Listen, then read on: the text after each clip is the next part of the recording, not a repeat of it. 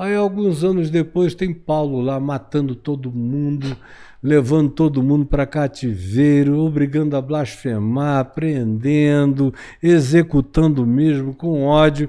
Aí ganha cartas das autoridades de Jerusalém para ir até Damasco para prender mais discípulos de Jesus e executá-los peremptoriamente. Quando ele vai andando com um séquito militar, chega na porta da cidade de Damasco, ao meio-dia ele é visitado por uma luz que ofuscou o sol, que tomou conta de tudo, e ele e os demais ouviram uma voz que dizia: Saulo, Saulo, por que me persegues? Aí ele cai dali da sua montaria e pergunta: quem és tu, Senhor? E Jesus diz: eu sou Jesus a quem tu persegues, mas entra nessa cidade e você vai encontrar um homem chamado Simão, que vai te contar todas as palavras dessa vida e como você vai viver o resto da vida, e eu vou ensinar você, e você vai aprender para sempre o como será importante e glorioso você sofrer pelo meu nome. E a vida de Paulo, cara, foi uma bagaça só, de cacete, de prisão, de apedrejamento. O cara entrou em navio 4 vezes, naufragou as 4.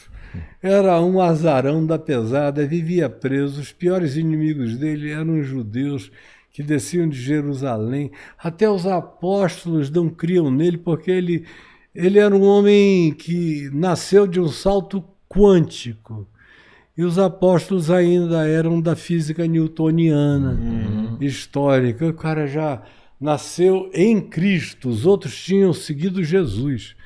Paulo foi abalroado pela luz do eterno, já nasceu para além da história, olhando dimensões que outros não enxergavam. Então, por que eles distorcem tanto o que Paulo ensinou? Hã? Por que eles distorcem tanto agora, o que Paulo ensinou? Agora é a moda distorcer. Paulo falou isso aqui. Paulo agora é a moda, é um bando de burro idiota que você pode reunir todos eles comigo, eu boto todo mundo no bolso, na calça, na cueca, em todo lugar, porque eles são ignorantes.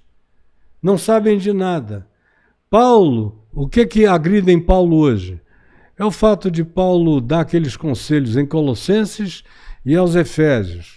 Se a mulher seja submissa ao marido. Sim. É só essa parte que pega, né? É. Porque o resto, quando ele diz amem as suas mulheres, maridos, amem as suas mulheres, como Cristo amou a igreja, entreguem-se por ela, doem-se a elas, cuidem delas, tratem delas, elas são extensão de vocês. Ninguém decepa seu próprio corpo, ninguém faz mal à sua própria vida. As mulheres de vocês são um com vocês, amem-nas com o amor de Cristo. Isso aí ninguém quer pôr em prática. Foi Paulo que disse. Aí no versículo seguinte ele diz: mulheres, submetam-se aos seus maridos. Supostamente há maridos que amem tanto essas mulheres, aonde a submissão à mulher nem existe, da mulher ao homem. Um cara assim não precisa dizer nada, meu amigo. Como eu nunca precisei de nada. E eu não sou maior do que a minha mulher. Nós dois temos a mesma altura espiritual. As coisas são resolvidas por acordo e comunhão e convergência de entendimentos. Os filhos se acostumaram com isso. Nunca houve nada que não fosse completamente dialogado e pacificado e unânime. Aí o pobre do Paulo, eles não veem que antes de Paulo dizer isso, ele diz, escrevendo na carta aos Colossenses: pois em Cristo não há nem homem nem mulher. Não tem diferença entre homem e mulher. Esse é o princípio. Em Cristo não tem diferença entre livre e escravo. Se você é livre e o outro é escravo, saiba que diante de Deus em Cristo, você não tem nenhum direito sobre ele. Ele não é nenhum objeto do teu domínio, do teu comando. Se você de fato tem a mente de Cristo, você vai tratar esse cara como teu irmão. Como também não há diferença entre judeu, com aquele supremacismo de temos o DNA de Abraão, o gene de Abraão, Povo filho escolhido. do povo escolhido. Não tem distinção. Paulo, que era judeu de judeus, discípulo de Gamaliel, diz não tem diferença entre o judeu e o grego, que era a simbolização da filosofia, do pensamento livre, do sexo aberto, da eroticidade, dos deuses do Olimpo, todo mundo comendo todo mundo. Os mestres gregos praticavam lá uma pedofilia pedagógica com os seus estudantes e tudo mais. E vem Paulo e diz, olha, diante de Deus não tem nenhuma diferença entre judeu e grego, entre escravo e livre, entre bárbaros, celtas, vikings, e ele vai nomeando um monte de etnias. Diante de Deus está tudo igual. Não tem diferença. Agora, quando chegava aquela igreja lá em Corinto, ou em Éfeso, ou em Colossos, ou em Herápolis, e que eram pessoas que viviam dentro de uma cultura onde a supremacia do homem era explícita sobre a mulher, e ainda com uma presença judaica persecutória e chata e infernosa de dia e de noite, molestando a alma dele, de modo que 90% das torturas e dos sofrimentos de Paulo foram produzidos pela ação dos judeus, provocando as autoridades greco-romanas para botá-lo em buracos, em presídios, em açoites, imensas e diversas vezes, sem parar. Era um cara todo lanhado. E aí, por causa dessa opressão, que ficava dizendo, vocês estão traindo a Cristo, porque no judaísmo os homens têm uma preeminência e você está deixando todo mundo igual. Aí ele apresenta um princípio eterno. O princípio é, em Cristo não há diferença. E apresenta um aplicativo relativo àquele tempo e àquela hora. Só dizendo, olha, vocês homens amem as mulheres. E a referência é Cristo se dando, capaz de morrer pela mulher, entregando-se à mulher por amor. Aí uma mulher que tem um homem desse, meu Deus, é natural que eles troquem entre eles.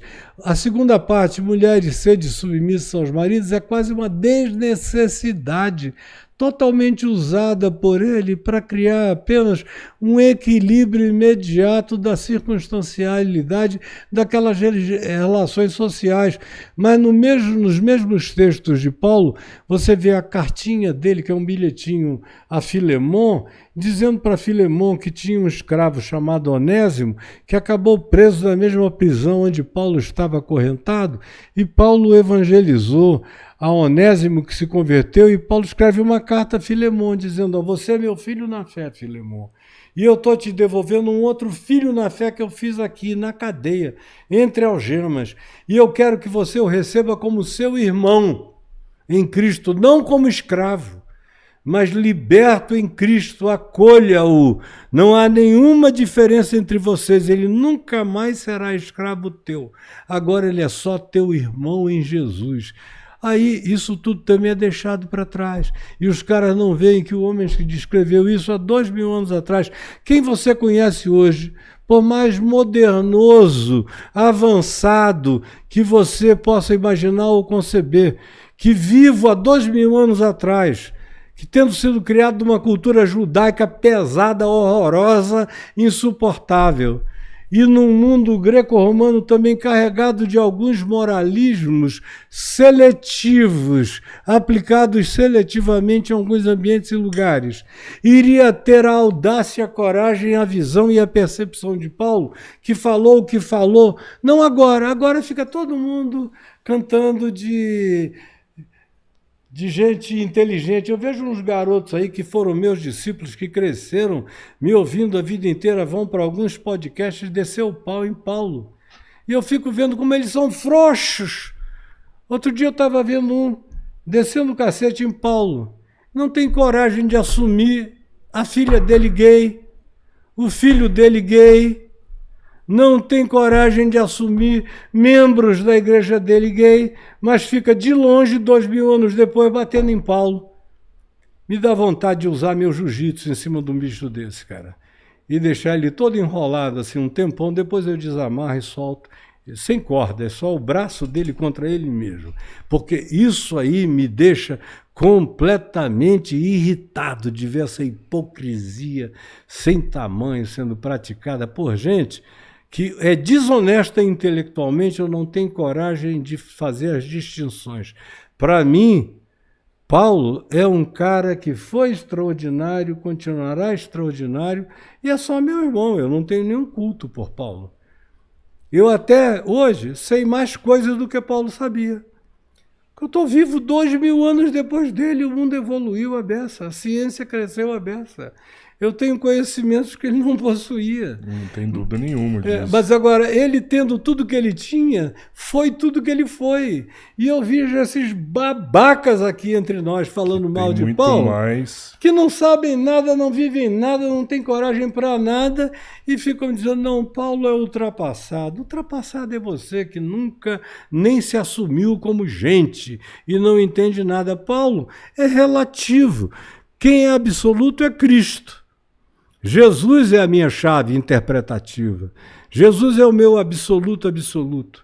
Jesus é o meu ponto de referência, é o meu ponto de partida, é o meu ponto de apoio, é o meu ponto de vista, é o meu ponto de chegada. Paulo tinha que fazer a mesma coisa que eu faço. E ele fez, nos limites do tempo dele, o que ele pôde fazer para ser dos apóstolos disparado o mais parecido com Jesus. É o mais parecido com Jesus, Paulo. Na ousadia, na coragem, na entrega.